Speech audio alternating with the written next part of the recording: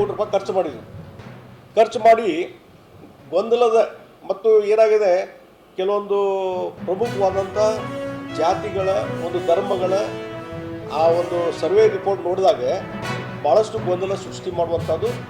ಅದರಲ್ಲಿ ಇವತ್ತು ವೀರಶೈವ ಲಿಂಗಾಯತ ಸಮಾಜಕ್ಕಿರ್ಬೋದು, ಒಕ್ಕಲಿಗ ಸಮಾಜಕ್ಕಿರ್ಬೋದು, ಅಥವಾ ಬೇರೆ ಬೇರೆ ಹಿಂದುಳಿದ ವರ್ಗದ ಒಂದು ಅಂಕಿ ಸಂಖ್ಯೆ.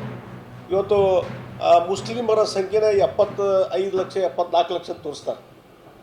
ಹೀಗಾಗಿ ಇದು ಇಷ್ಟು ಗೊಂದಲ. ಇದು 5 ಕೋಟಿ ಜನಸಂಖ್ಯೆ 5 ಕೋಟಿ 40 ಲಕ್ಷ ಇರುವಂಥದ್ದು ಇವತ್ತು ಇಡೀ ಕರ್ನಾಟಕದಲ್ಲಿ 75 ಲಕ್ಷ ಮುಸ್ಲಿಮರನ್ನು ತೋರಿಸ್ತಾರೆ. ಅಂದರೆ ಇಷ್ಟು ಕನ್ಫ್ಯೂಷನಲ್ಲಿದೆ.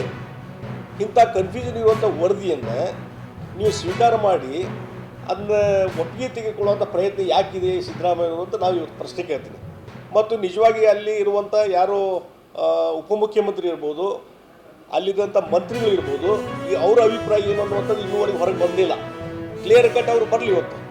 ಅದಕ್ಕಾಗಿ ಒಂದು ನಾನು ಹೇಳ್ತೀನಿ, ಒಂದು ಸೈಂಟಿಫಿಕ್ ಆದಂಥ ಒಂದು ಸಮೀಕರಣ ಆಗಬೇಕು, ಜಾತಿಗಳನ್ನ ಸರ್ವೆ ಆಗಬೇಕು, ಒಂದು ಸೈಂಟಿಫಿಕ್ ಆಗಬೇಕು. ಅದು ಬಿಟ್ಟು ಗೊಂದಲ ಮಾಡುವಂಥದ್ದು ಆಗಬಾರ್ದು ಅನ್ನುವಂಥದ್ದು ನಾವು ಒತ್ತಾಯ ಮಾಡ್ತೀವಿ. ಡೆಫಿನೆಟ್ಲಿ ಅಲ್ಲ, ಇವತ್ತು ನಮ್ಮ ಸ್ಟ್ಯಾಂಡ್ ಅದೇ ಇದೆ.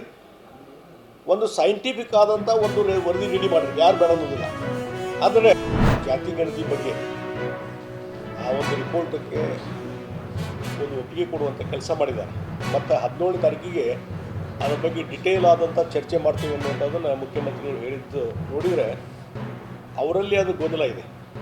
ಹಿಂದೆ ಅವರು ಮುಖ್ಯಮಂತ್ರಿ ಇದ್ದಾಗ, ಫಸ್ಟ್ ಟೈಮ್ ಮುಖ್ಯಮಂತ್ರಿ ಇದ್ದಾಗಲೇ ಆ ವರದಿ ರೆಡಿಯಾಗಿತ್ತು, ಅದು ಸ್ವೀಕಾರ ಮಾಡಲಿಲ್ಲ.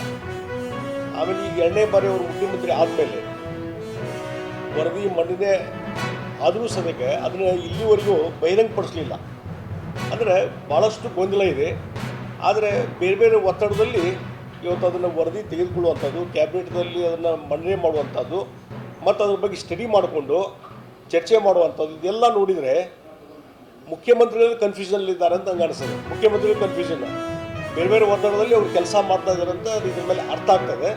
ಮತ್ತು ಈ ಜಾತಿ ಗಣತಿ ಏನಿದೆ ಇಲ್ಲ, ಈಗೇನು ಒಂದು ವರದಿ ಮಂಡನೆ ಆಗಿದೆಯಲ್ಲ, ಅದು ಗೊಂದಲದಲ್ಲಿ ಇರುವಂಥ ವರದಿ. ಅದರಲ್ಲಿ ರಿಯಾಲಿಟಿ ಯಾವುದೂ ಇಲ್ಲ. ಇವತ್ತು ಯಾವ ಸೆನ್ಸಸ್ ಆದ್ರ ಮೇಲೆ ಅದನ್ನು ಇದು ಮಾಡಿದರು, ರಿಪೋರ್ಟ್ ಮಾಡಿದರು.